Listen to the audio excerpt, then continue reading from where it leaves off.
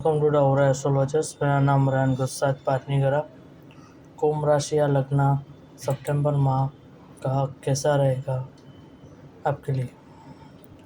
कुंभ राशि लग्न के जातकों के लिए राहु प्रथम भाव में होने के कारण सिक्स सेंस पावरफुल होनी चाहिए।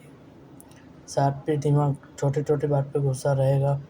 सूर्य केतु 15/9/2025 तक रहेगा। तब तक वैवाहिक जीवन में प्रॉब्लम्स रहेंगे और बिजनेस में धोखा होने के से ध्यान रखना चाहिए।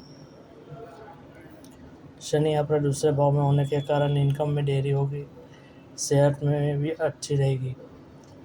गुरु पंचम भाव में है तो ये आपके लग्न का योग चालू है। साथ में एजुकेशन और संतान सुख अच्छा रहेगा।